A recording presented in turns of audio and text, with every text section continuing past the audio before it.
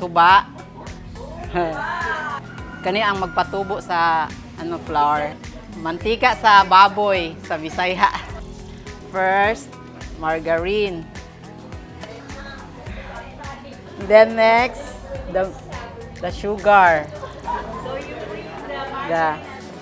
This is the original Lola Purisa's recipe.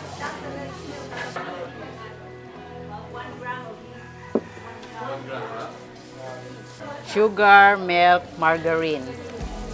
Mix. Yeah, the tuba.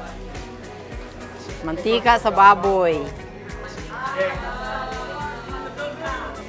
Most unhealthy thing. Yeah. The flour.